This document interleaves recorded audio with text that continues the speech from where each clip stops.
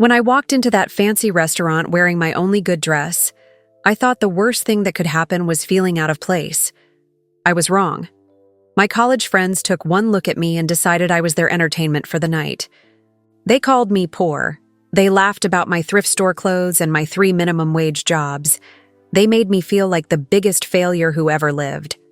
I wanted to disappear into the expensive carpet and never show my face again. But then our waiter did something that made absolutely no sense. He looked straight at me and said, "Welcome back, boss lady." Boss lady? I wasn't anyone's boss. I cleaned other people's offices and served other people's food. I was nobody important. So why did this stranger treat me like I mattered? And what secret about my own life was I about to discover? I stared at the golden envelope in my hands, my fingers shaking like leaves in a storm. The paper felt thick and expensive, nothing like the bills and junk mail that usually filled my rusty mailbox. My name was written on the front in fancy letters. That looked like they belonged in a movie about rich people. Zara Holloway, I whispered to myself, running my thumb over the smooth writing. Inside was an invitation that made my heart skip a beat. The words were printed on cream-colored paper with gold edges. It invited me to dinner at Meridian Heights, the most expensive restaurant in the whole city. I had walked past it 100 times on my way to work, always looking up at the shiny windows and wondering what it would be like to eat there. The invitation was from Bethany Chen, my old roommate from college. We had shared a tiny dorm room for 2 years, staying up late talking about our dreams and plans. That felt like a lifetime ago now. "Come celebrate with us," her note said in that same fancy handwriting. "It's time to catch up with old friends." I almost threw the whole thing in the trash. Almost. But something inside me, some small piece of the girl I used to be, made me hold on to it. Maybe it was hope. Maybe it was just being stubborn. But I kept that invitation. The truth was, I worked 3 jobs just to pay for my tiny apartment. During the day, I served coffee and eggs at Murphy's Diner, where the coffee was always too strong and the customers never tipped enough. At night, I cleaned office buildings downtown, emptying trash cans and mopping floors while the city slept. On weekends, I sat at a computer typing numbers into spreadsheets for a company I had never even seen. My clothes came from thrift stores where everything smelled like other people's lives. My shoes had holes that I covered with silver tape because I could not afford new ones. The last thing I needed was to embarrass myself in front of people who had clearly made it big while I was still trying to figure out how to survive. But something about that invitation would not let me go. Maybe it was because I missed feeling like I mattered to someone. Maybe it was because I was tired of being invisible. So I went. The night of the dinner, I put on my one good dress. It was black and simple, something I had bought for job interviews back in college. It hung loose on me now because I had gotten thinner over the years. When you have to choose between paying rent and buying groceries, Rentalways wins. The restaurant looked like a palace made of glass and gold. Cars that cost more than I made in 5 years pulled up to the front door. Men in fancy uniforms opened the car doors and helped people step out. Women wore dresses that probably cost more than my monthly salary. Men wore suits that fit them perfectly.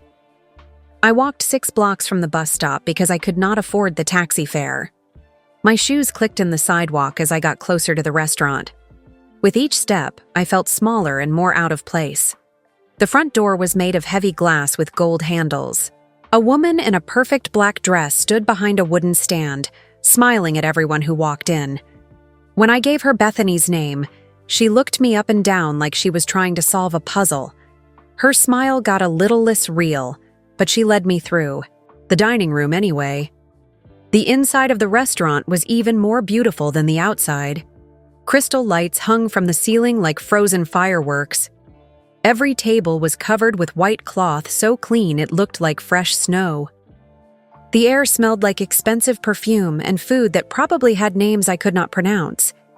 People sat at tables talking quietly, laughing softly, moving their hands in gentle ways that spoke of money and education and lives lived without worry.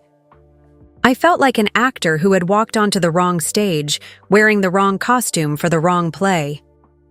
As I followed the hostess through the dining room, I caught glimpses of myself in the mirrors on the walls. I looked pale and nervous, like someone who did not belong, which was exactly what I was.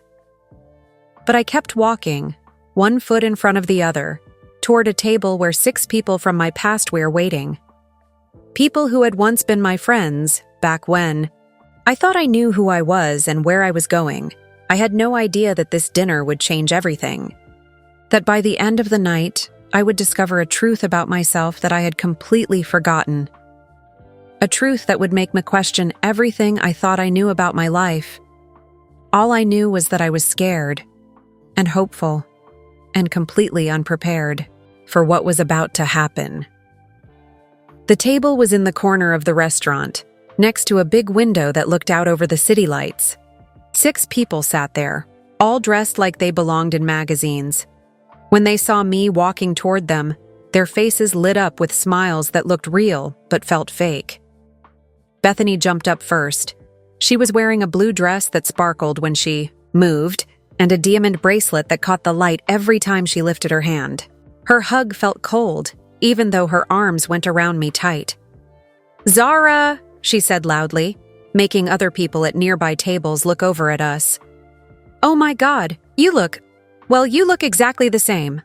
She laughed like she had said something funny, but her eyes were sharp and mean. I could tell she was looking at my old dress, my worn-out shoes, my hair that I had cut myself because I could not afford a real salon. The others stood up to hug me too.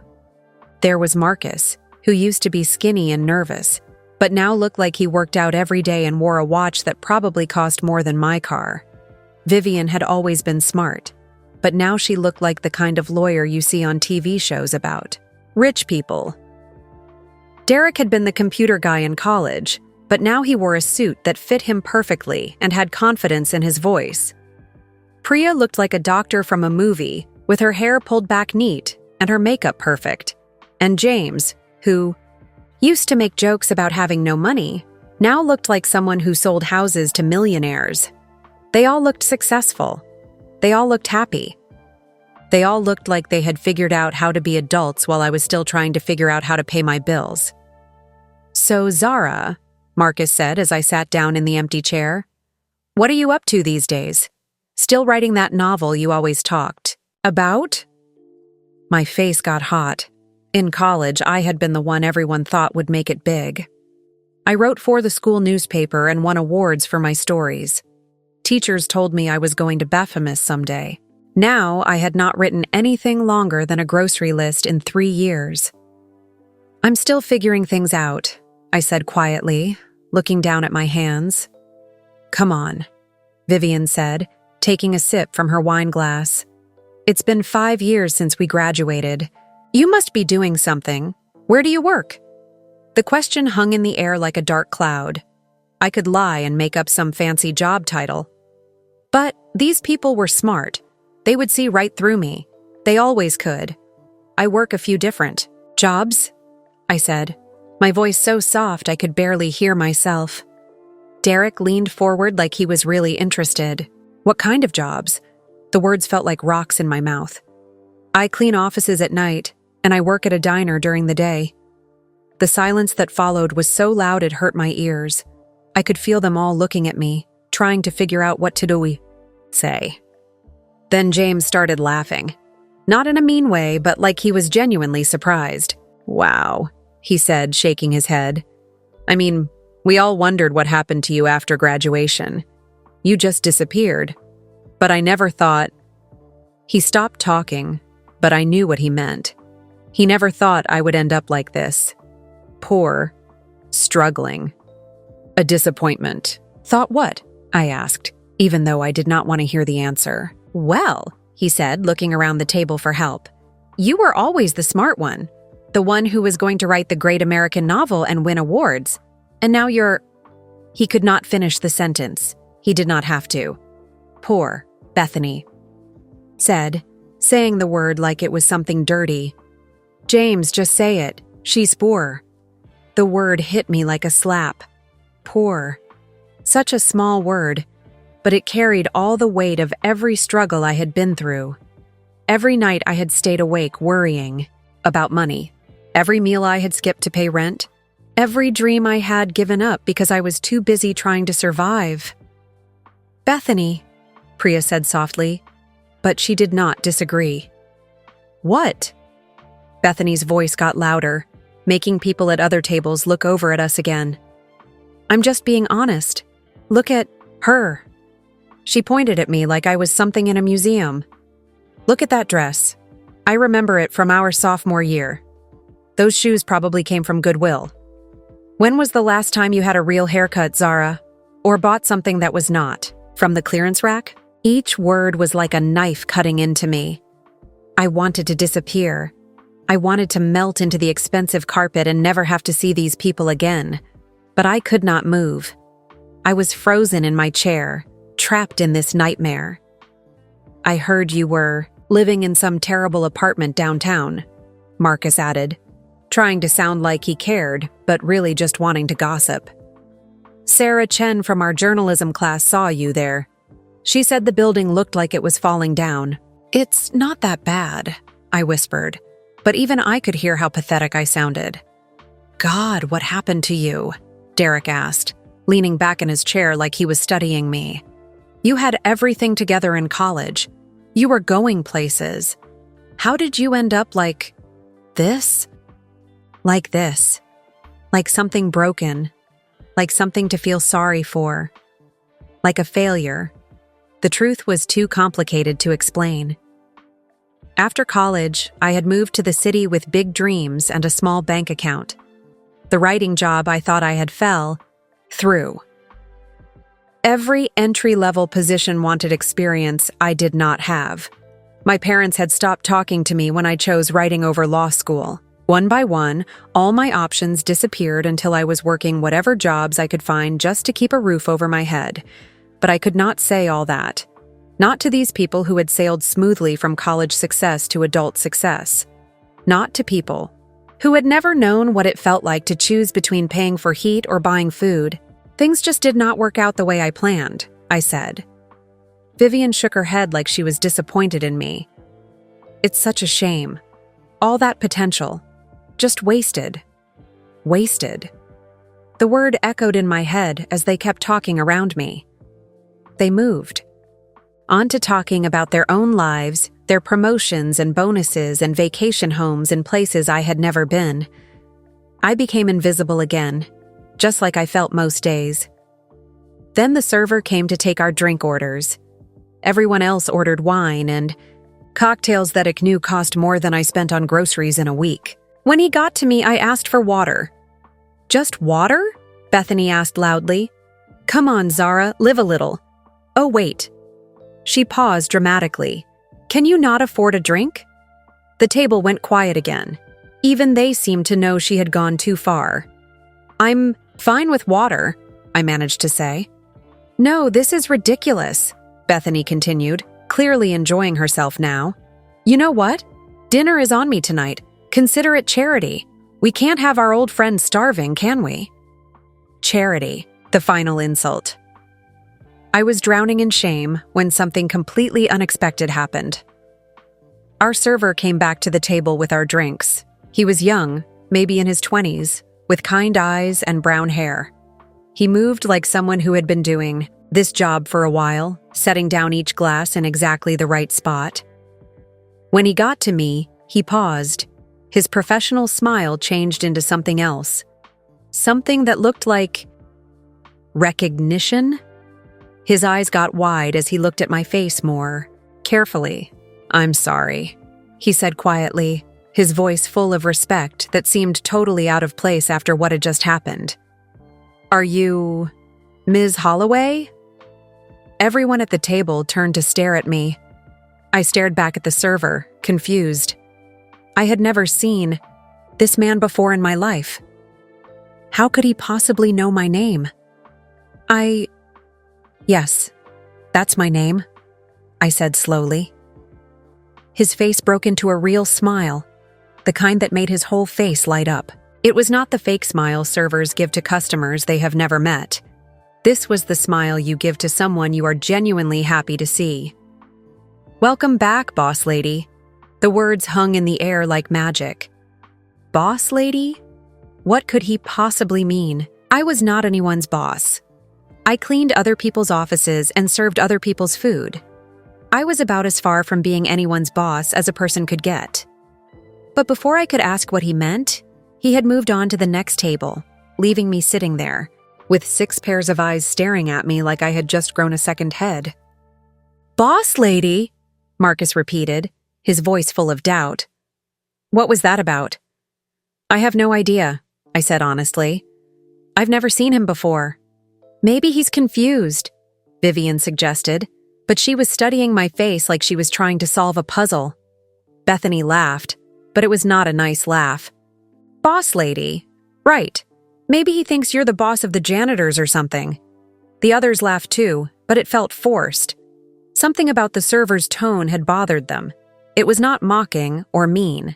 It was respectful, like he genuinely knew me as someone important, someone who mattered. I tried to forget about it as dinner continued, but I could not. The server kept walking by Artable, and every time he did, he would glance at me with that same look of, what was it? Respect? Fondness? Like he was waiting for something. Meanwhile, my old friends kept making me feel smaller and smaller. They ordered expensive appetizers and talked about their fancy lives while I picked at the side salad I had finally agreed to let Bethany pay for. "Remember how Zara used to talk about changing the world with her writing?" Derek said, cutting into his steak that probably cost $50. "She was always so passionate about social justice and helping people." "Yeah," James added. "She was going to be the voice of her generation or something." They were talking about me like I was not there, like I was already dead and they were at my funeral, remembering the person I used to be. "It's funny how things work out," Vivian said, sipping her wine. "Some people peak in college and never do anything else with their lives." The words cut deep because they felt true. Had I peaked in college? Was that bright, hopeful girl really the best version of myself I would ever be? "I mean, we all had dreams," Priya said, trying to sound kinder but still hurting me. "But most Ophis grew up and got real jobs, real careers, real jobs. Like what I did was not real. Like serving people food and cleaning their offices was somehow fake work that did not count." "The thing is," Bethany said, leaning forward like she was about to share a secret, "some people are just not meant for success. Some people are meant to serve others." She looked right at me when she said it, and I knew she was talking about more than just my job. She was saying I was the kind of person who was meant to be less than other people, meant to struggle while they succeeded. "That's not true," I said quietly, but my voice was so soft no one heard me. "I remember in college," Marcus said. "Zara always acted like she was better than everyone else. Like she was too good for normal things. Maybe this is just life teaching her a lesson. A lesson, like my poverty was some kind of punishment for being proud. Like I deserved to struggle because I had once believed in myself. You know what I think?" Bethany said, her voice getting louder and meaner. "I think Zara thought she was special, thought the rules did not apply to her. And now she's learning that she's just like everyone else.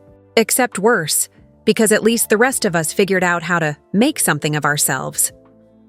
The restaurant felt like it was spinning around me. The crystal lights became blurry. The voices of other diners turned into a buzzing sound. I felt like I was going to be sick. "Maybe we should change the subject," Priya said, but her voice sounded far away. "Why?" Bethany asked. "I'm just being honest. Isn't that what friends are for? To tell you the truth? And the truth is, Zara, you're a disappointment to all of us, to yourself. You had every advantage, and you threw it all away. Every advantage. Like having parents who cut me off for following my dreams was an advantage. Like starting over with nothing was a privilege. You could have been anything," she continued, "and you chose to be nothing. A waitress, a cleaner. Someone who serves people like us instead of being one of us. Someone who serves people like us. The words echoed in my head. There was something about them that felt important, but I could not figure out why. And the saddest part, Bethany said, finishing her attack, is that you're sitting here letting us pay for your dinner because you can't even afford to feed yourself. That's not the Zara we used to know.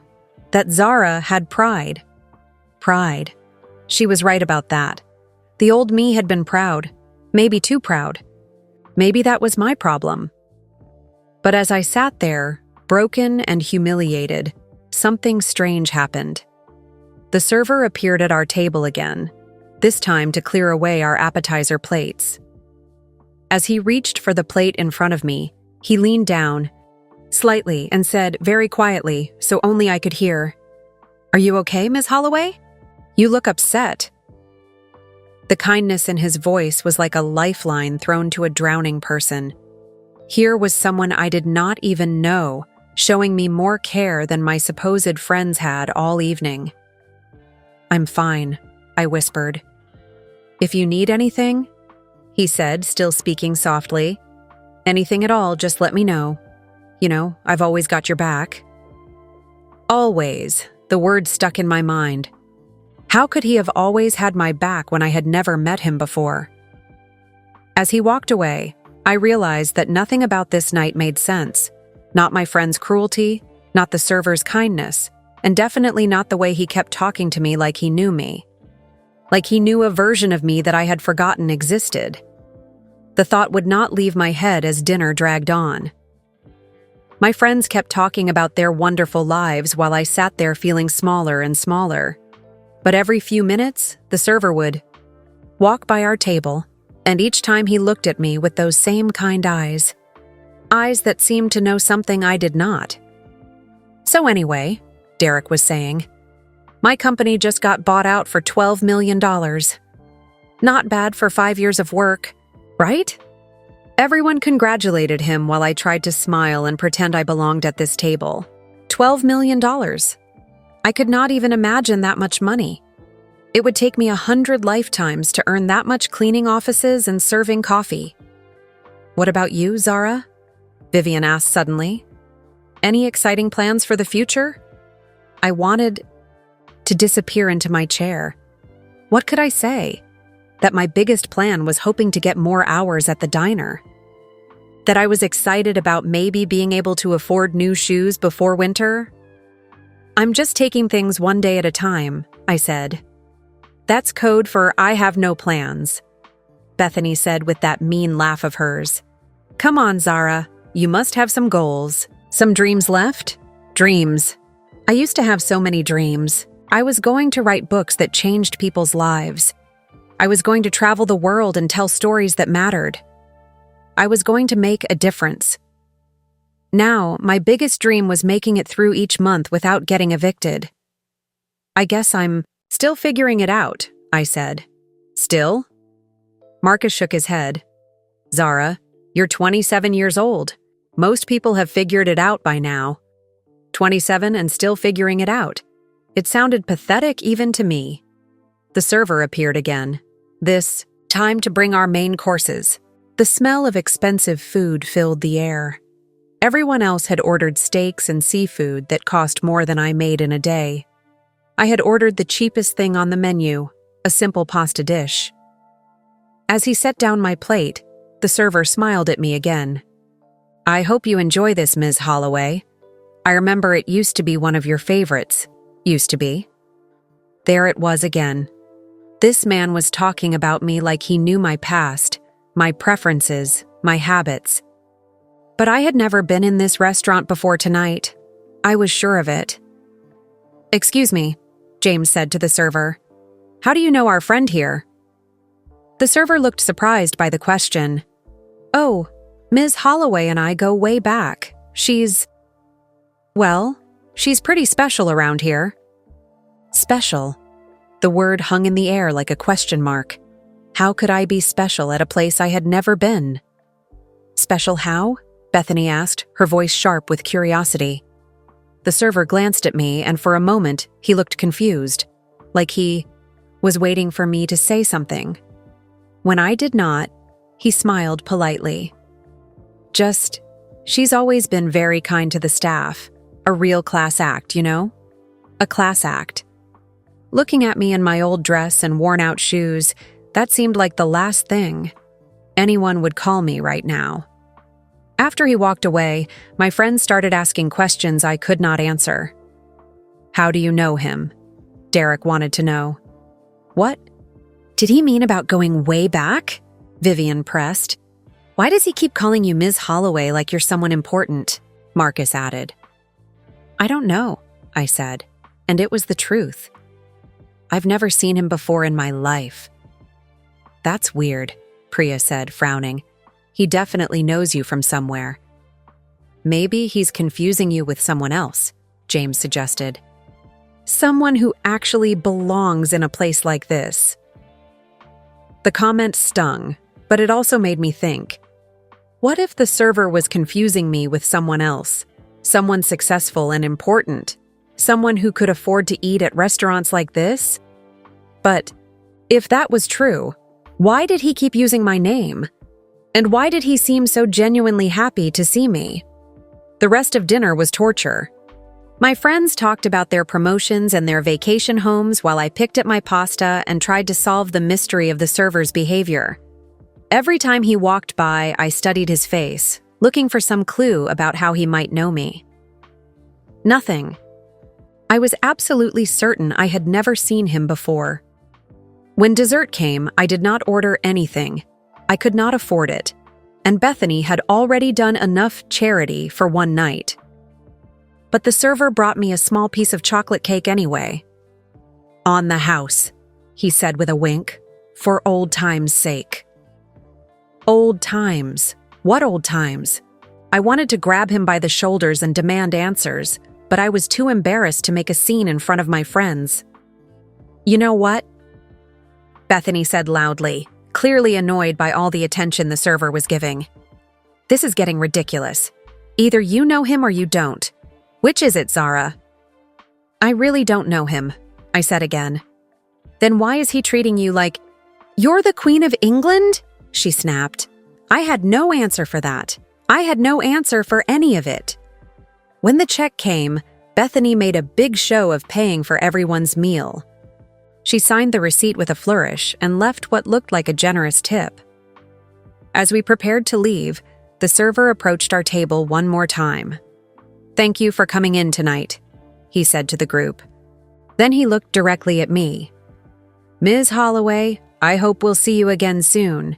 It's always a pleasure when you visit us." Visit us. Like I was a regular customer. Like I belonged here. As we walked toward the exit, I heard Bethany muttering to Vivian behind me. That was so weird. Why would he pretend to know her? "Maybe he felt sorry for her," Vivian whispered back. "You know, trying to make her feel important for one night." Feel important. Was that what this was? Some kind of pity performance by a kind server who felt bad for the poor girl at the rich people's table? But something about that explanation did not feel right. The server's behavior had been too genuine, too specific. He had not been acting like someone putting on a show. He had been acting like someone who actually knew me. As we reached the front door, I made a decision that surprised even me. "I'll catch up with you guys outside," I said. "I just need to use the restroom." "Hurry up," Bethany said. "We're going to that new cocktail bar downtown. Though I guess you probably can't afford drinks there either." I ignored her and headed toward the back of the restaurant, following signs that pointed toward the restrooms. But once I was out of sight of my friends, I changed direction. I was going to find that server and get some answers, even if I did not like what I heard. I walked through the fancy dining room, past tables where people were finishing their expensive meals, and laughing quietly over wine that cost more than my rent. My heart was beating so fast I could hear it in my ears. I had no idea what I was doing or what I hoped to find, but I could not leave without answers. The server was nowhere to be seen. In the main dining room, I followed signs toward the kitchen, walking down a hallway lined with black and white photos of the restaurant from years past. My shoes clicked on the marble floor, and I wondered if I was even allowed to be back here. The kitchen was like nothing I had ever seen before. It was huge and bright, with shiny metal counters everywhere. Chefs in white hats moved around like dancers, chopping vegetables and stirring pots with perfect timing. The air smelled like garlic and herbs and something delicious I could not identify. It was busy but organized. Everyone knew exactly what they were supposed to be doing. Steam rose from the stoves, and the sound of sizzling pans mixed with the chefs calling out orders to each other. I stood in the doorway, not sure if I should go in or wait. I felt completely out of place in my old dress among all these professionals, doing their important work. Then I saw him. The server who had been so kind to me was standing near a computer, typing something into the screen. When he looked up and saw me, his face lit up with that same genuine smile. "Ms. Holloway," he said, walking over to me quickly. "I was not sure you would come back here." "I had to," I said. "I need to ask you something." "Of course, anything." I took a deep breath. "How do you know me?" "Because I have never been here before tonight. I have never seen you before, but you keep talking to me like we are old friends." He tilted his head and looked at me carefully, like he was studying my face. "You really don't remember, do you?" "Remember what?" "Working here. You were the assistant manager 3 years ago. You hired me when I was just 18 and desperate for any job I could get. You taught me everything I know about treating customers right." My mind felt like it was spinning. Assistant manager? Here? That was impossible. I had never worked anywhere this fancy. I would remember a place like Meridian Heights. I would remember having a good job with a title like assistant manager. "I think you have me confused with someone else," I said. Gently. "I have never worked here. I clean offices at night and work at a diner during the day. That's all I have ever done." But even as I said it, something felt strange. The kitchen around me seemed familiar somehow. Not like I had been here before, exactly, but like I had seen it in a dream. The smell of the industrial dishwashers, the sound of orders being called out, the way the light reflected off the metal counters. It all felt like something I should remember but could not quite reach. "Lucas!" a voice called from across the kitchen. "Table 12 is asking about their dessert order." "Coming, chef," the server, Lucas, called back. Then he looked at me again. "I know this must be confusing, but I promise you, we work together. You were the best boss I ever had. You treated all of us like we mattered, not just like workers you could boss around." He started to walk away to help with table 12, but I followed him. "Wait," I said. "If what you are saying is true, then where have I been for 3 years? Why don't I remember any of this?" Lucas stopped and turned back to me. "I was hoping you could tell me that. One day you just stopped coming to work. We tried calling you, but your phone number had been changed.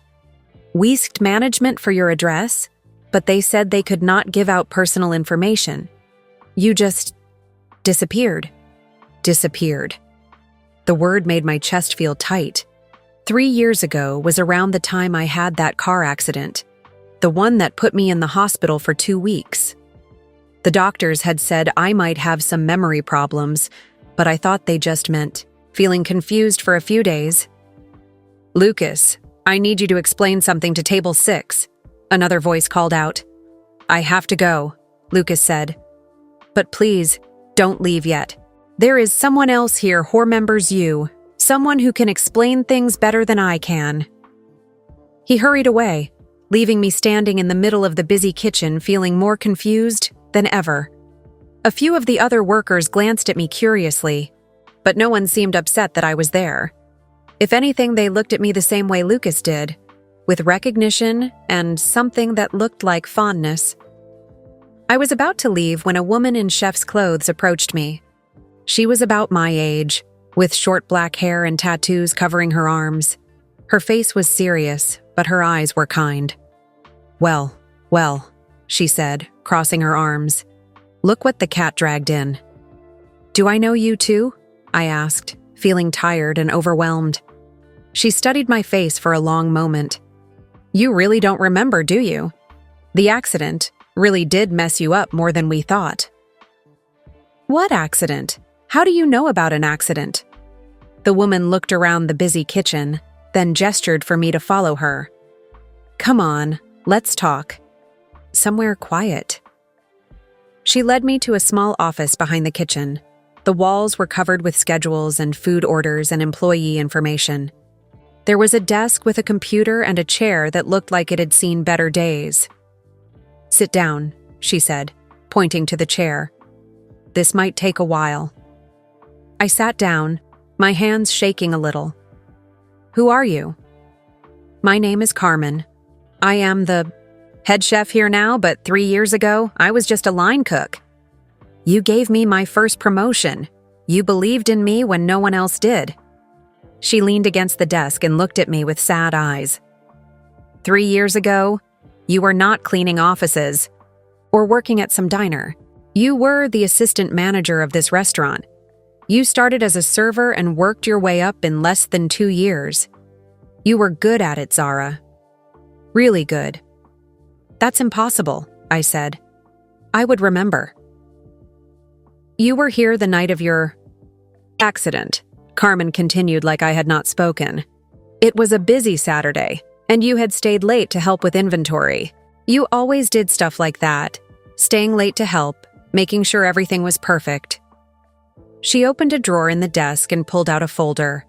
Inside were papers with my name on them, employment records, performance reviews, a photo from what looked like a staff Christmas party. In the photo, I was smiling and wearing a dress I did not recognize. I had my arms around people I did not remember, but who were clearly my friends. I looked happy. Really, truly happy. You were walking to the bus stop that night when a drunk driver ran a red light, Carmen said quietly. You were in a coma for 2 weeks. The room felt like it was tilting. I gripped the arms of the chair to keep from falling. Over. When you woke up, you did not remember the last 2 years of your life. The doctor said it was because of the trauma. You did not remember working here. You did not remember any of us. You just left. I stared at the photo in my hands. The woman in it looked like me, but she also looked like someone I had forgotten how to be. Someone confident, someone who belonged somewhere, someone who mattered. Why didn't anyone tell me? I whispered.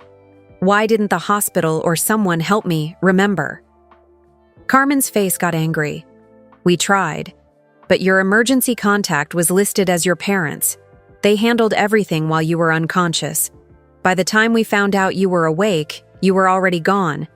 My parents, who had not spoken to me since I chose writing over law school, who thought working in restaurants was beneath me.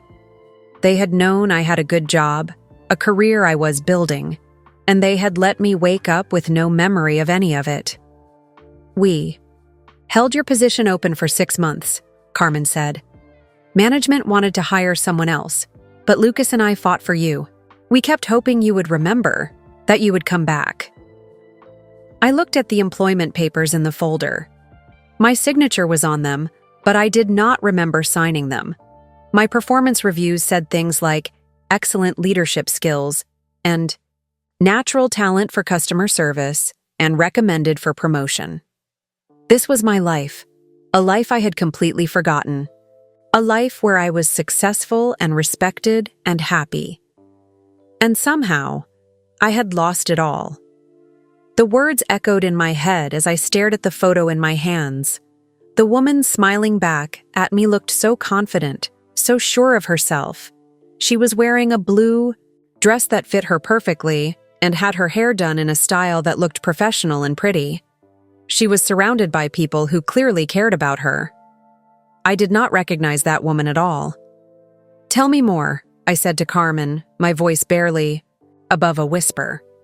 Tell me about who I was. Carmen sat down on the edge of the desk and smiled sadly. You were amazing, Zara. Really. When you first started here as a server, I thought you were just another college graduate trying to pay bills while you figured out your real career. But you were different.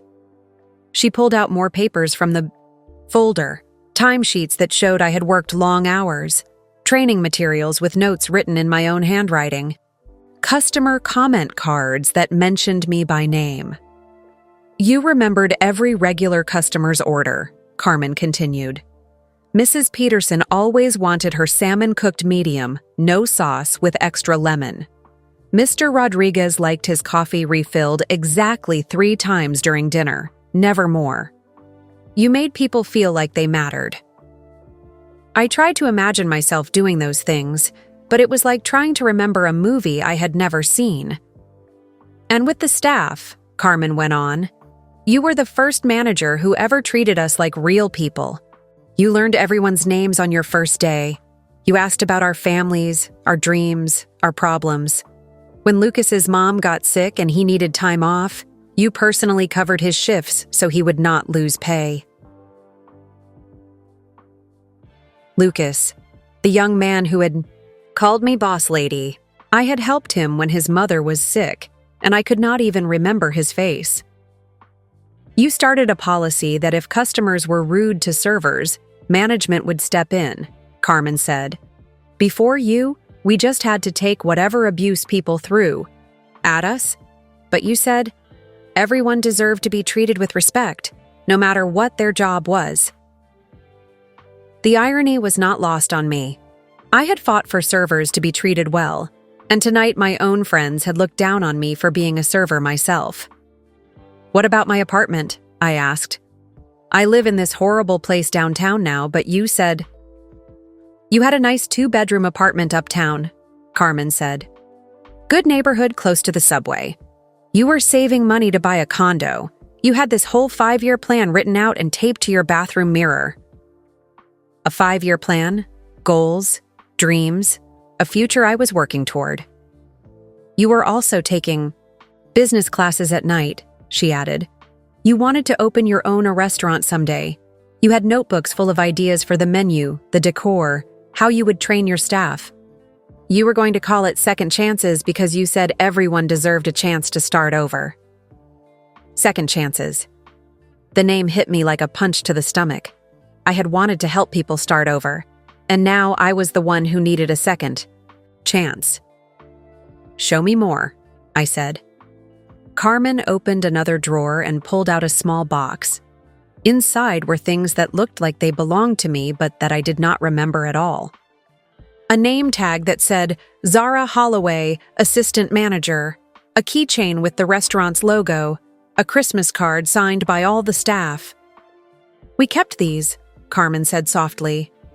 We kept hoping you would come back for them. I picked up the Christmas card and read the messages inside. Thanks for always believing in me from someone named Maria. Best boss ever from Lucas. You changed my life from a person whose signature I could not read. These people had loved me.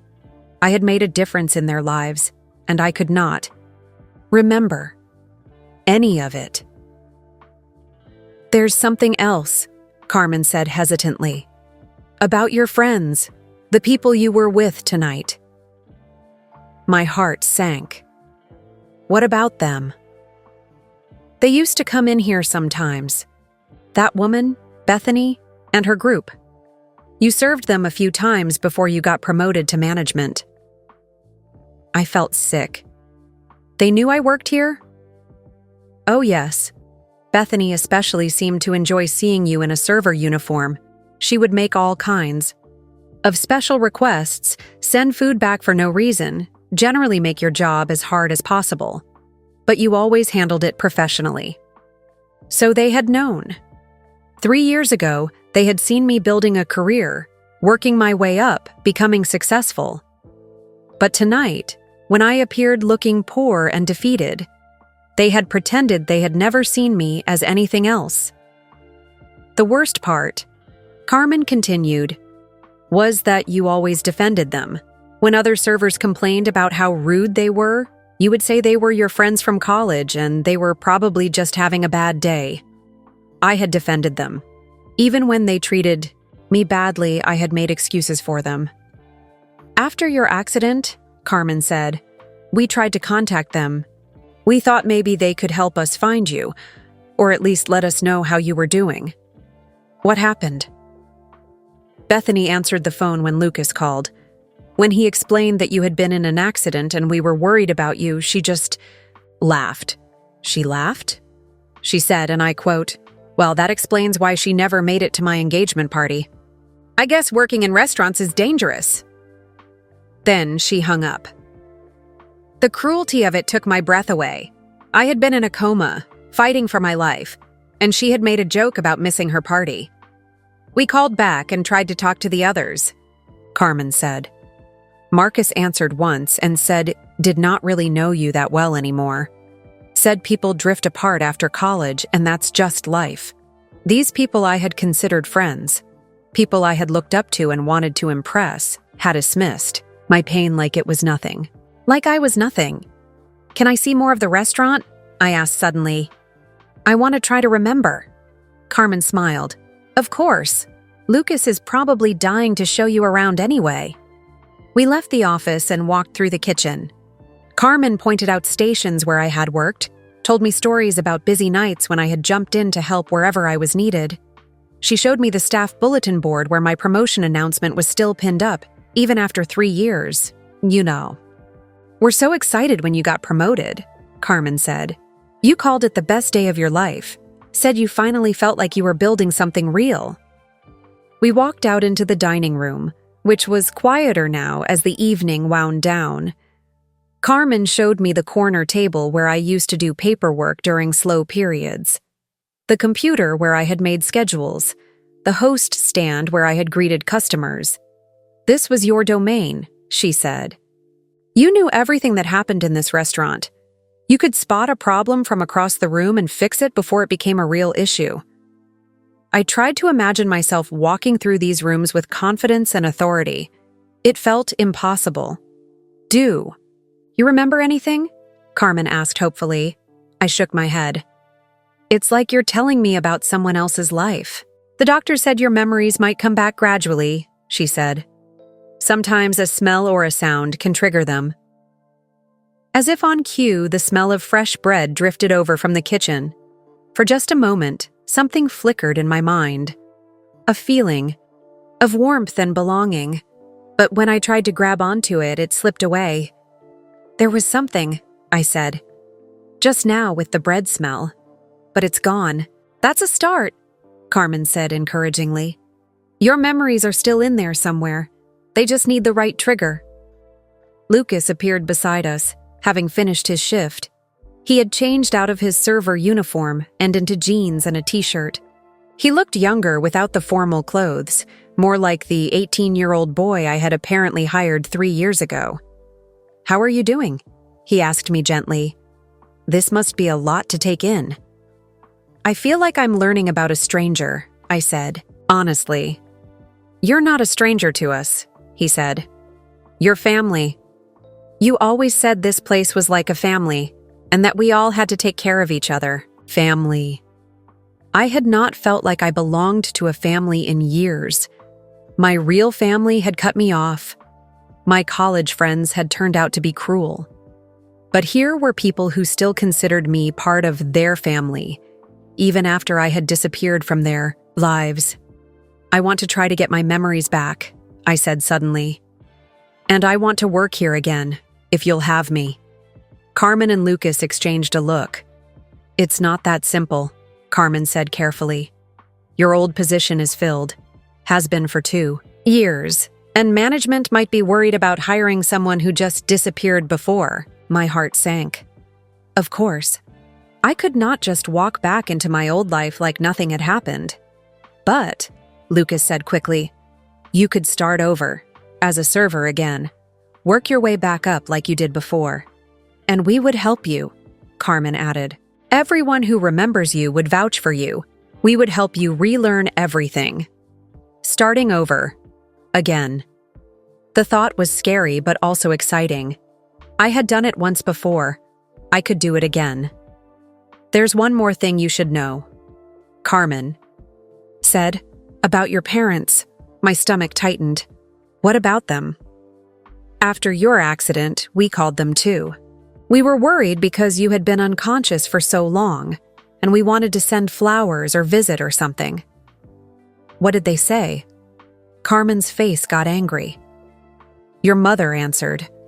When we explained who we were and that we worked with you at the restaurant, she laughed. She said it figured that you had ended up in food service, that at least now you were working at your level."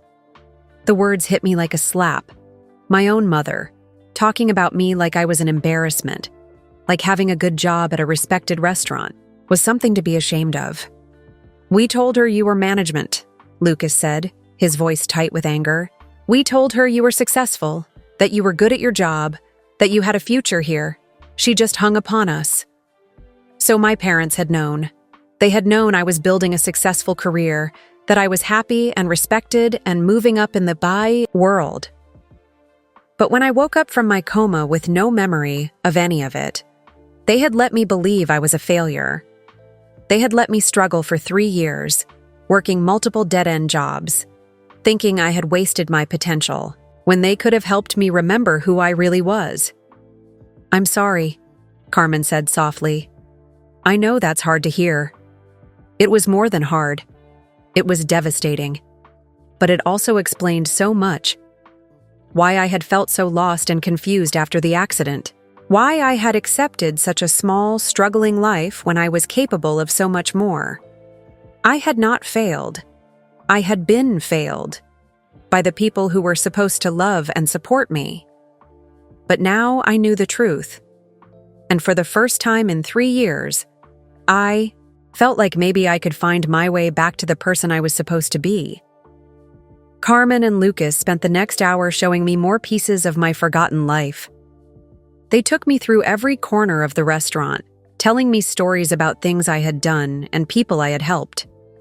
Each story felt like finding a puzzle piece to a picture I had never seen before. "You see that corner booth over there?" Lucas pointed to a quiet table by the window. "That's where you used to sit with new employees during their training. You said the lighting was good for reading, and people felt more comfortable there than in the office." I stared at the booth, trying to feel some connection to it. Nothing came back, but I could imagine myself sitting there, helping someone learn their job, making them feel welcome. "And over here," Carmen said, leading me to the bar area. "This is where you started the employee recognition program. Every month, you would pick one staff member who had gone above and beyond, and you would buy them dinner at the restaurant. You said everyone deserved to be celebrated." The Employee Recognition Program. I had created something that made people feel valued. The thought made my chest feel warm in a way I had not experienced in years. "Tell me about the customers," I said. "You mentioned regular customers who liked me?" Lucas's face lit up. "Oh, there were so many. Mrs. Chen came in every Friday night after her husband died. She always ordered the same thing, chicken soup and a glass of white wine. She was lonely, and you would always find time to sit with her for a few minutes and listen to her stories. She still comes in," Carmen added. "Every Friday. She always asks about you. When you disappeared, she was so worried. We told her you had moved away, but she never believed it. She said you would have told her goodbye." Mrs. Chen, a lonely widow who had trusted me enough to share her stories. I had abandoned her without even knowing it. "What about my apartment?" I asked. "You said I had a nice place uptown?" 2 bedrooms, hardwood floors, a kitchen with actual counter space," Lucas said. "You were so proud of that apartment. You had saved up for months to afford the security deposit. You used to host staff parties there," Carmen added. "Birthdays, holidays, celebrations when someone got promoted. You said your home was always open to your work family." A work family. People who cared about each other, who celebrated together, who supported each other through hard times. I had built something beautiful, and I had lost it all. "What happened to my apartment after the accident?" I asked. Carmen and Lucas looked at each other uncomfortably. "We don't know for sure," Carmen said. "We tried to find you, but your emergency contacts handled everything. We think your parents might have dealt with it. Dealt with it. My parents had probably thrown away my life like it was garbage. All my furniture, my clothes, my personal things, everything that connected me to the person I had been." "There's something else," Lucas said hesitantly. "About school. You were taking business classes, but you were also what?" "You were writing." "Again," Carmen finished. "You had started a blog about working in restaurants, about the stories you heard from customers, the friendships you made with coworkers, the way food brings people together. It was really good, Zara. You were getting readers from all over the country." Writing. My old dream, the one my college friends had mocked me about tonight. I had found a way to pursue it while building a successful career. I had not given up on my passion. I had found a way to make it work with my real life. "Do you know what happened to the blog?" I asked. "We saved some of the posts," Lucas said, pulling out his phone. "I screenshot my favorites because they meant so much to me." He showed me the screen. There was a blog post titled "The Regular at Table 7, with my name at the top as the author. I read the first few lines. "Every Tuesday, he orders the same thing: grilled salmon, no sauce, steamed vegetables, and a cup of coffee that he never finishes.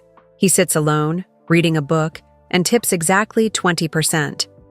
I have been serving him for 6 months, and I just learned his name is Robert. Today, I also learned that Tuesday dinners are the anniversary of his son's death, and this restaurant is where they used to eat together." The writing was good, really good. It was the kind of story that made you care about people you had never met. It was exactly the kind of writing I had always wanted to do. Stories that mattered, that helped people understand each other better. "You wrote about all of us, too," Carmen said, scrolling through more posts. "But you always changed our names and details to protect our privacy. You wrote about Lucas learning confidence, about me getting my first promotion, about the dishwasher who was studying for his citizenship test. I had been living my dream, working a job I was good at, writing stories that mattered, building relationships with people who cared about me. I had found a way to have everything I wanted, and it was all gone." "I want to read all of them," I said. "Every post I wrote. Maybe it will help me remember who I was." "Of course," Lucas said. "I'll send you everything I saved." We walked back into the kitchen, which was quieter now as the night shift wound down. The dinner rush was over, and people were cleaning up and getting ready to close. But when they saw me with Carmen and Lucas, several of them came over to say hello. "Zara." A woman with gray hair and kind eyes called out, "I heard you were here. I'm Rosa. I don't know if you remember me, but I work prep during the day." I did not remember her, but her smile was so warm and genuine that I felt bad about it. "Rosa trained you on knife skills when you first started in the kitchen," Carmen explained. "Used to come in early sometimes to help with prep work, even after you got promoted." "You were always eager to learn," Rosa said.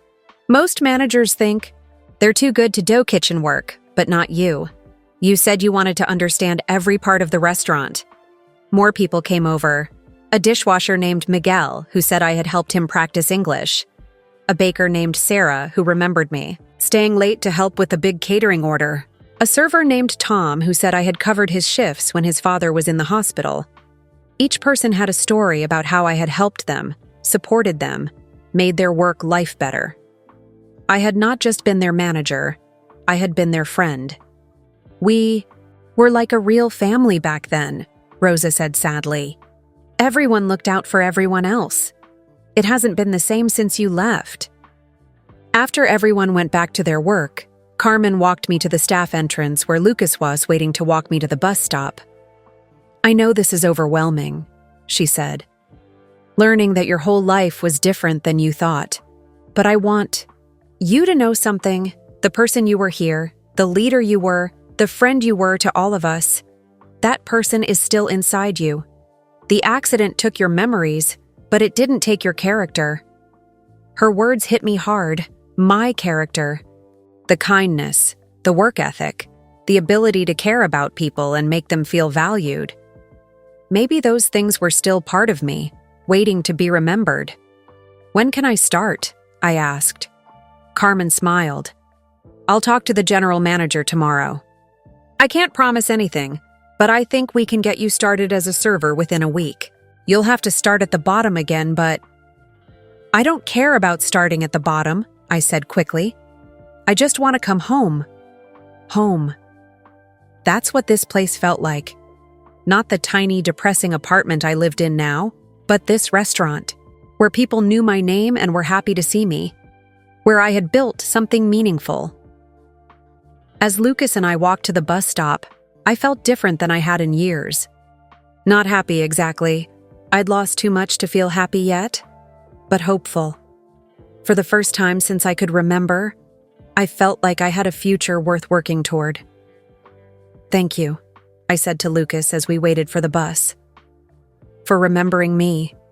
For keeping mystery alive when I couldn't remember it myself. You gave me my start, he said simply. You believed in me when I didn't believe in myself. Of course I remembered you. The bus arrived, and as I climbed the steps, Lucas called out behind me. Zara! Welcome home. I smiled as the bus pulled away, watching the restaurant get smaller in the window. Tomorrow, I would quit my dead-end jobs. I would call Carmen and find out when I could start working again. I would begin the long process of rebuilding the life I had lost. But tonight, for the first time in 3 years, I went to sleep knowing who I really was. Not the failure my friends had made me feel like. Not the disappointment my parents saw me as. But someone who had built something meaningful, who had made a difference in people's lives, who had found a way to pursue her dreams while being successful in the real world. I was Zara Holloway. I had been someone's boss lady, and I was going to be again. The next morning, I woke up feeling different. For the first time in 3 years, I had slept through the night without worrying about money or feeling like a failure. I knew who I was, now. It knew what I was capable of, and I had some unfinished business to take care of. I called in sick to all 3 of my jobs. It felt strange to lie, but I needed this day to start rebuilding my life. Then I did something I had never done before. I went shopping for clothes I could not really afford. I spent money I should have saved for rent on a simple black dress that fit me properly. I bought shoes that did not have holes in them. I got my hair cut at a real salon instead of trimming it myself with kitchen scissors in my bathroom mirror. When I looked in the mirror at the salon, I saw glimpses of the woman in that Christmas party photo. She was still there, just buried under 3 years of struggle and defeat. Then I called Bethany. Zara, she said, her voice bright with fake sweetness. What a fun dinner last night. Though I have to say that whole thing with the server was pretty weird. Did you ever figure out what that was about? She was fishing for information, probably so she could gossip about it with the others later. Actually, yes, I said calmly. I did figure it out. And I was wondering if we could meet for lunch today, at Meridian Heights. There was a pause. I could almost hear her brain working, trying to figure out what game I was playing. Oh, sweetie, that place is probably too expensive for you. Maybe we could meet somewhere more. Budget-friendly? Budget-friendly. Like I was a charity case who needed her help to afford a meal. No, I think Meridian Heights is perfect, I said. I already made a reservation for 1 o'clock for 7 people. 7? Who else is coming? Marcus, Vivian, Derek, Priya, and James. I called them all this morning. They're very curious about what I discovered last night. Another pause. I could tell she was trying to decide if she should come or not. Her curiosity would win out. It always did. Zara, seriously, you don't have to pretend you can afford. See you at 1, I said, and hung up. I called the others too, giving them the same invitation. Most of them tried to make excuses or suggest cheaper places. but I insisted. Marcus actually laughed and said he would come just to watch me embarrass myself again. Perfect. I was counting on that. At 12:30, I walked into Meridian Heights, wearing my new dress and carrying myself like I belonged there. The hostess, who had looked at me with disdain the night before, seemed surprised to see me back so soon, but she was professional as she led me to the table I had reserved. One by one, my former friends arrived. They all looked confused to see me there first, dressed nicely and looking confident. Bethany was the last to arrive, and I could see her scanning the room like she was looking for hidden cameras. "You look different," she said as she sat down. "Thank you," I said. "I feel different too." Carmen appeared as our server, and she gave me the smallest wink before introducing herself to the table with perfect professionalism. I had asked her to serve us personally, and she had agreed to help me with what I was planning. "So," I said once. Everyone had ordered drinks, and yes, I ordered wine this time. "I wanted to thank you all for last night. It was very educational." "Educational how?" Derek asked, looking suspicious. "Well, it made me realize some things about myself, and about all of you." The table went quiet. I could see them exchanging glances, probably wondering what I was up to. Good. Let them wonder. For instance, I continued, taking a sip of my wine, "I realized that you all have excellent memories. You remembered my dress from college, Marcus. You remembered where I lived, Derek. You even remembered my old dreams about writing, Vivian." "Okay," Bethany said slowly. "So I was wondering," I said, looking around the table at each of their faces, "why none of you remembered seeing me work." "Here!" The silence that followed was deafening. I watched as recognition dawned on their faces one by one, the realization that I knew they had been lying. "Work here." Bethany tried to sound confused, but her voice had gone up an octave. "What are you talking about?" 3 years ago, I said calmly, I was the assistant manager of this restaurant. I worked here for 2 years, was making good money, had health insurance, was even taking business classes at night. Some of you came in as customers during that time. Marcus shifted uncomfortably in his seat. "I think you're confused." "Am I?" I asked. "Because the staff here remembers you. They remember how you treated the servers. How you treated me." Vivian had gone pale. "Zara, if you worked here, why didn't you say something last night?" "Because I didn't remember," I said, and watched as confusion replaced the guilt on their faces. "I was in a car accident 3 years. I got trauma-related amnesia. I lost 2 years of memories, including my time here, my success here, my happiness here. The truth of what had happened to me, what they had done to me, hung in the air between us like a storm cloud." "So last night," I continued, "when you all sat there and mocked me for being poor, for working service jobs, for being a failure, you knew it wasn't the whole story.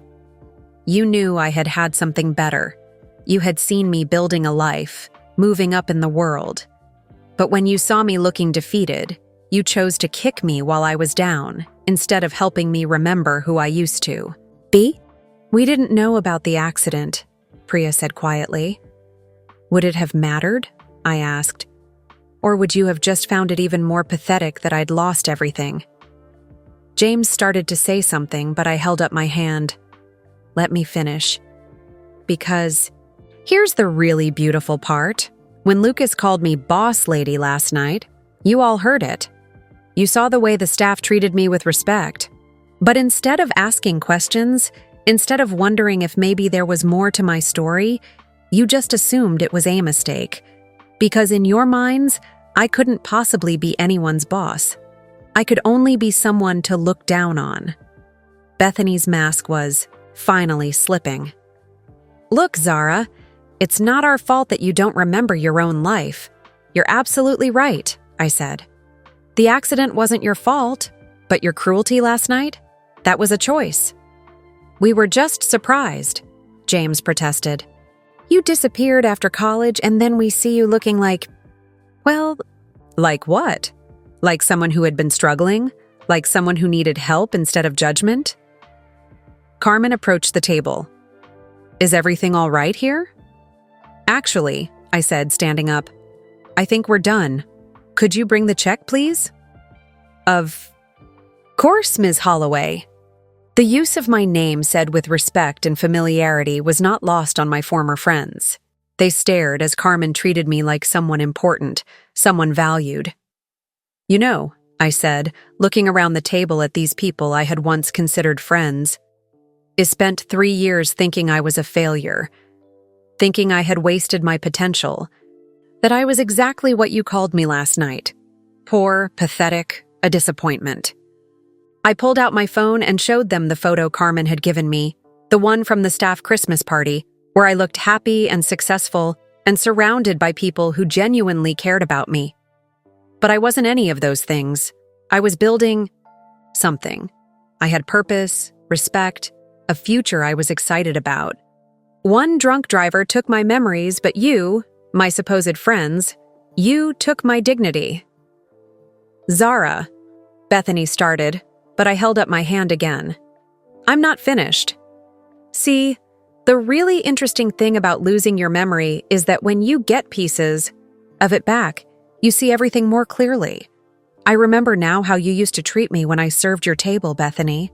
The little comments, the extra demands, the way you made sure I knew you saw me as less than you. That's not… Derek began. And last night, when you heard Lucas call me boss lady, when you saw how the staff treated me with respect, you had a choice. You could have asked questions. You could have wondered if maybe there was more to my story. Instead, you chose to believe the worst about me because it made you feel better about yourselves. I stood up, leaving money on the table for my drink. The saddest part is that I actually looked up to you all in college. I thought you were the kind of people I wanted to become. Successful, confident, accomplished. But success without kindness is just selfishness with a better wardrobe. Where are you going? Marcus asked. Back to work, I said. Carmen offered me my old job back. I'm starting over, working my way back up. But this time, I'll remember who my real friends are. As I walked toward the exit, I heard Bethany call after me. You can't just walk away from us. But I could, and I did. Because I finally understood the difference between people who lift you up and people who tear you down. Between friends who celebrate your success and friends who enjoy your failure. Between the family you're born into and the family you choose. I was walking away from people who had never really seen me at all. And I was walking toward people who had been waiting 3 years for me to come home. As I walked through the dining room of Meridian Heights, I felt something I had not felt in years. Pride. Not the fake kind of pride that comes from putting other people down, but real pride in who I was and what I had accomplished, even if I could not remember all of it yet. The lunch crowd was starting to fill in, and I could see the same organized chaos that Carmen had described from my time here. Servers moving quickly between tables, the kitchen sending out perfectly plated dishes, managers checking on customers and solving problems before they became bigger issues. This had been my world. I had been part of making this beautiful machine run smoothly. I found Carmen in the kitchen, going over the prep list with her sous chef. When she saw me, she smiled like she had been waiting for me all day. How did it go? She asked. Exactly like I hoped it would, I said. They know that I know now. They know I remember who I really was. And how do you feel? I thought about it for a moment. Free, I said finally. For 3 years, I've been carrying around this feeling that I was disappointing everyone, that I had failed somehow. But it wasn't my failure. It was theirs. Carmen nodded. The people who matter never thought you were a failure, Zara. We always knew you were just lost. Speaking of people who matter, I said, when can I start working again? Actually, Carmen said, her eyes lighting up, I talked to the general manager this morning. He remembers you, and he's excited about the possibility of you coming back. But there's something we need to discuss first. She led me back to the office where we had talked the night before. On the desk was a folder with my name on it, a new employee folder. Here's the thing, Carmen said, sitting down across from me. Your old position is filled, like I said, but something interesting happened this morning. Our current assistant manager just gave his 2 weeks' notice. He got offered a job at a bigger restaurant downtown. My heart started beating faster. What are you saying?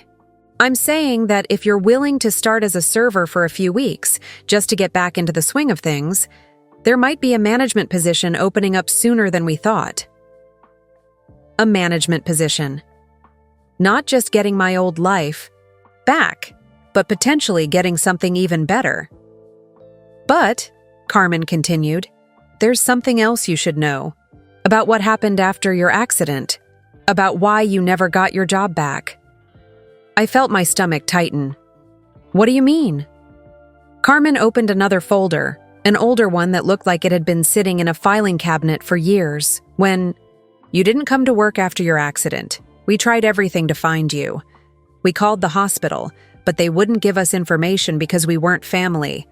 We tried calling your parents, but they said they couldn't help us. What else? I asked, sensing there was more. About a month after you disappeared, a man came to the restaurant. He said he was a lawyer representing your family. He told us that you had decided not to come back to work, that you're moving away and starting over somewhere else. A lawyer. My parents had sent a lawyer to make sure I could never come back to the life I had built. He also said, Carmen continued, her voice getting angry, that you didn't want any contact with former coworkers, that we should consider your employment permanently terminated and stop trying to reach you. The betrayal was so deep it took my breath away. My parents had not just failed to help me remember my life, they had actively worked to make sure I could never get it back. We didn't believe him, Carmen said quickly. But legally, there was nothing we could do. He had paperwork, signatures, official-looking documents. Management had to accept it. What kind of signatures? I asked. Carmen pulled out a photocopy of a letter. At the bottom was a signature that looked like mine, but different somehow. Shakier, less confident. You probably signed this while you were still recovering, Carmen said gently. Maybe you didn't understand what it was, or maybe someone told you it was something else. I stared at the signature. It was mine, but it was the signature of someone who was confused and lost. Someone who trusted the people who were supposed to take care of her. There's more, Carmen said. The lawyer also said that you wanted us to dispose of any personal items you had left here. Your locker contents, the plants you kept in the office, the coffee mug with your name on it. Everything. Do you still have any of it? Carmen smiled. We kept everything. Lucas and I cleaned out your locker and your desk, but we couldn't bring ourselves to throw anything away. We've been storing it all in the basement, hoping someday you'd come back for it. She stood up. Want to see? We went down to the basement. Storage area, past boxes of napkins and cleaning supplies, to a corner where several boxes sat with my name written on them in Lucas's careful handwriting. Carmen opened the first box. Inside were things that felt like they belonged to me, but that I didn't remember owning. A small cactus in a pot painted with bright colors. A mug that said, "World's Okayest Manager." Clearly a joke gift from the staff. A small framed photo of me with Carmen and Lucas at what looked like a work party. You painted that pot yourself, Carmen said, pointing to the cactus. You said every workspace needed something alive and growing. In the second box were work clothes, aprons with the restaurant logo, comfortable shoes for long shifts, a blazer I had apparently worn for management meetings. There was also a notebook filled with my handwriting, lists of goals, ideas for improving customer service, sketches of how to rearrange the dining room layout. You were always thinking about how to make things better, Carmen said. For customers, for staff, for the restaurant. You never stopped caring. The third box was the most personal. More photos, including some from staff birthday parties and holiday celebrations. A small trophy that said, Employee of the Month, from my first few months as a server. And at the bottom, a thick folder labeled, Second Chances, Restaurant Concept. Your business plan, Carmen said softly. For the restaurant you wanted to open, you worked on it for months. I opened the folder with shaking hands. Inside were detailed plans for a restaurant that would hire people who needed second chances. Former inmates, recovering addicts, people who had been homeless, people like me who had lost everything and needed to start over. The menu focused on comfort food that made people feel at home. The decor was warm and welcoming, not fancy and intimidating. It was beautiful. It was exactly the kind of place I would want to eat, to work, to be part of. You had investors interested, Carmen said. You were so close to making it happen when the accident occurred. Investors. I had been on the verge of opening my own restaurant, creating jobs for people who needed them, building something that mattered, and it had all been taken away in one terrible night. Can I take these with me? I asked. They're yours, Carmen said. They always were. As we carried the boxes back upstairs, I felt like I was reclaiming pieces of my soul. Each item was proof that I had been someone who mattered, someone who had dreams and plans, and the skills to make them happen. Back in the office, Carmen handed me the new employee paperwork. So, she said, are you ready to start over? One more time? I looked at the application in my hands, starting over as a server when I had once been management, going back to the bottom when I had worked so hard to move up. 3 years ago, the idea would have seemed like failure, but now I understood something I hadn't before. Starting over wasn't about going backward. It was about choosing to move forward, even when life knocked you down. It was about believing you deserved better, even when everyone around you said you didn't. I'm ready, I said, signing my name with confidence. But this time, I'm not just working for myself, I'm working towards something bigger. The restaurant? Carmen asked, glancing at my business plan. The restaurant, I confirmed. Second chances. Because everyone deserves one, including me, Carmen smiled. I think I know some people who might be interested in investing in a place like that. Really? Really. You're not the only person in this industry who believes in giving people opportunities to build their lives. For the first time in 3 years, I felt like I had a future worth working toward. Not just getting back to where I had been, but moving beyond it. Building something that would help other people the way Carmen and Lucas had helped me. When do I start? I asked. How about Monday? We'll start you on the day shift, get you back into the rhythm of things. And Zara? Yes? Welcome home, boss lady. For real this time. As I left the restaurant that day, carrying boxes of my forgotten life, I realized something important. The cruel words my college friends had thrown at me the night before, about being poor, about serving people like them, about wasting my potential. They had been wrong about everything. I wasn't poor. I was rich in the things that actually mattered. The respect of good people, the satisfaction of honest work, the knowledge that I could build something meaningful with my life. I wasn't serving people better than me. I was serving people, period. And there was honor in that, dignity in making people feel welcomed and cared for. And I hadn't wasted my potential. I was just getting started. The woman who had sat at that dinner table feeling ashamed and small was gone. In her place was someone who knew her worth, who understood the difference between success and kindness, who was ready to build a life that mattered. I was Zara Holloway. I had been boss lady before, and I was going to be boss lady again. But this time, I was going to be the kind of boss who built other people up instead of tearing them down. This time, I was going to build something that lasted, 6 months later, I stood in the middle of what would soon be Second Chance's restaurant, watching contractors install the last of the kitchen equipment. The space was smaller than Meridian Heights, but it was mine. Well, partly mine.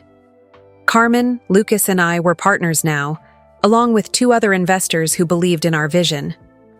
The walls were painted warm yellow, like sunshine. The tables were mismatched but beautiful, each one rescued from different places and given new life. Just like the people we planned to hear. The health inspector will be here at 2, Carmen called out from behind the new bar. She had left her head chef position at Meridian Heights to be my business partner, and I still felt amazed that someone so talented believed in my dream. And the reporter from the food blog is coming at 3, Lucas added. He was our assistant manager, but more than that, he was family. She wants to write about restaurants that are changing how the industry thinks about hiring. A reporter. 6 months ago, I had been cleaning offices and serving coffee to people who looked right through me. Now, journalists wanted to write about the business I was building, but the best part wasn't the attention or even the success. The best part was the people. Maria, who barely spoke English when she started as a server at Meridian Heights, was now her head server. She had been laid off from 3 different restaurants for being too slow, but Ick knew she wasn't slow. She was careful. She cared about getting every order exactly right. Devin had been homeless for 2 years before Carmen recommended him for our prep cook position. He had learned to cook at a shelter kitchen and had skills that would have impressed any chef, but no one would hire him because he didn't have an address. Now he had both a job and an apartment, and his knife work was better than mine. Sarah was a single mother who had been fired from her last waitressing job because her babysitter was unreliable and she'd had to call in sick too many times. We offered flexible schedules and help finding childcare. Her daughter now did homework at a corner table after school, and Sarah was one of our most dedicated employees. Each person who worked at Second Chances had a story. Each person had been told they weren't good enough, weren't reliable enough, weren't worth the risk. But I knew better. I knew what it felt like to be dismissed and underestimated. I knew what it meant to need someone to believe in you. "Zara!" a voice said behind me. I turned to see Mrs. Chen, the lonely widow who used to come at Meridian Heights every Friday. Carmen had told her about our new restaurant, and she had become one of our first regular customers. "Mrs. Chen," I said, giving her a hug. "You're early for dinner service." "I wanted to bring you something," she said, holding out a small wrapped package. "For your grand opening tomorrow." Inside was a framed photo of the restaurant staff from Meridian Heights, the Christmas party picture where I looked so happy and confident. But this one was different. Mrs. Chen had added a new frame around it with words engraved on the bottom. "Family is not who you're born to, but who chooses to love you." "I had it made special," she said, "because you taught me that family comes in all different forms." I felt tears in my eyes. "Mrs. Chen, this is beautiful, thank you." "No, thank you," she said, "for remembering that everyone has a story worth hearing, even lonely old ladies who eat dinner alone." After she left to wait for her usual table, I hung the photo behind the host stand where everyone who entered would see it, a reminder of where I had come from and who had helped me get there. 5 minutes until we open for our final practice service, Carmen called out. Tomorrow was our official grand opening, but tonight we were serving a free dinner to everyone who had supported us.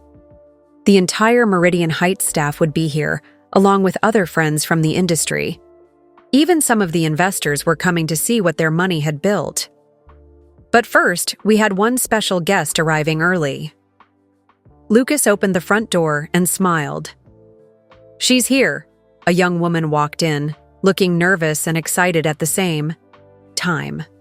Her name was Jessica, and she was starting as our newest server tomorrow. She had been out of work for 8 months after being fired from her last restaurant job for attitude problems. But when I interviewed her, I recognized something familiar in her eyes. The same hurt and anger I had felt sitting at that dinner table 6 months ago. "Welcome to Second Chances," I said, walking over to greet her. "Are you ready for your first shift?" "I think so," she said, but I could hear the uncertainty in her voice. "Hey," I said gently. "I know this is scary. Starting over always is. But you belong here, okay? We wouldn't have hired you if we didn't believe in you."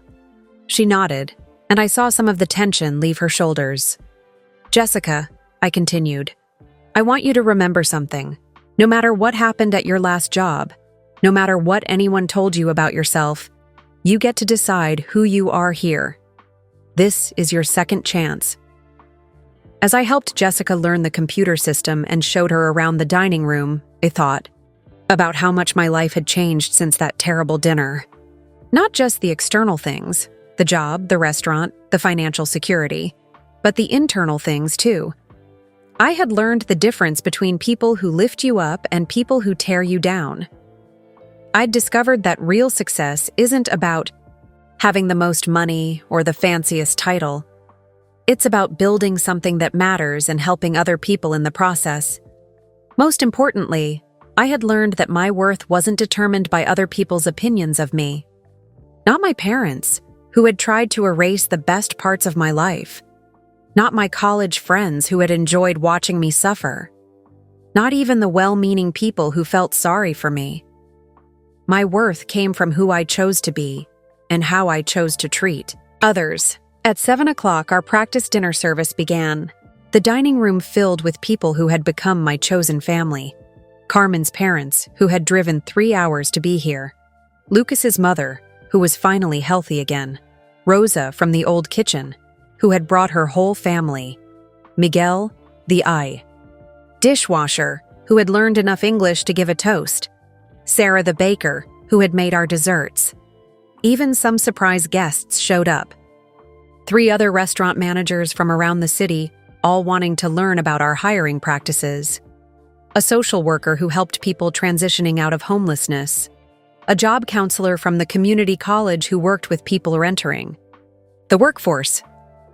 "This is bigger than just a restaurant," Carmen said, standing beside me as I watched the full dining room. "You're starting a movement." A movement. The idea was both thrilling and terrifying. But as I watched Devin expertly preparing plates in the kitchen, and Maria confidently taking orders from tables, and Sarah's daughter happily doing math homework, in the corner, I realized Carmen was right. We weren't just serving food. We were proving that everyone deserves dignity, respect, and the chance to build a meaningful life. We were showing that the best way to measure success is by how many people you lift up along the way. At the end of the evening, after the last customer had left and the kitchen was clean, our staff gathered around the bar for our own private celebration. Lucas raised his glass of sparkling apple cider. "To Zara," he said, "who taught us that being someone's boss lady isn't about having power over people. It's about having the power to change people's lives for the better."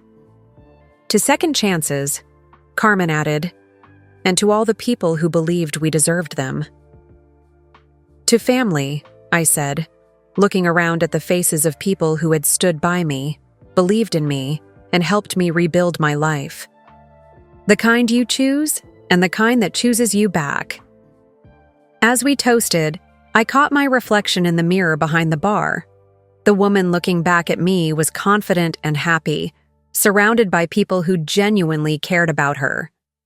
She looked a lot like the woman in that Christmas party photo, but different too. Stronger, wiser, more certain of who she was and what she stood for. I thought about Bethany and the others, probably sitting in some expensive restaurant right now, still measuring their worth by their bank accounts and job titles. I felt sorry for them, but I didn't feel angry anymore. Their cruelty had led me here, to this moment, to this life I had built with people who understood what really mattered. Tomorrow, Second Chances would open its doors to the public. Food critics would come to review our menu. Business reporters would write about our hiring practices. Other restaurant owners would visit to see if our model could work for them too. But tonight, In this quiet moment with my chosen family, I understood something that no amount of success or recognition could teach me. I had learned that the most important question in life isn't what do you do, or how much do you make, or what school did you go to. The most important question is, how do you treat people? And finally, after years of feeling lost and worthless, I knew the answer to that question. I treat people the way I wish I had been treated during my darkest moments, with kindness, respect, and the belief that everyone has something valuable to offer. I was Zara Holloway. I had been someone's boss lady before, lost everything, and built it all back again. But more than that, I was someone who had learned that true success means using whatever power you have to make other people's lives better. That was worth more than all the expensive dinners and fake friendships in the world. And this time, I was building something that would last forever. And that's how Zara learned that real success isn't about money or fancy titles.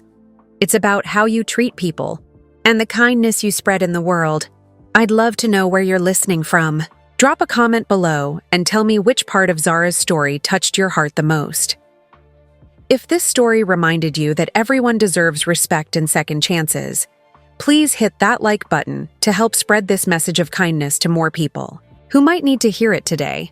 And don't forget to subscribe to our channel for more inspiring stories that celebrate the power of human dignity and the strength it takes to rebuild your life. Remember, just like Zara discovered, you're worth so much more than other people's opinions of you. Your value comes from the kindness you show and the way you lift others up. Click on the video appearing on your screen right now for another amazing story about finding your true worth. Thank you for listening, and keep spreading kindness wherever you go.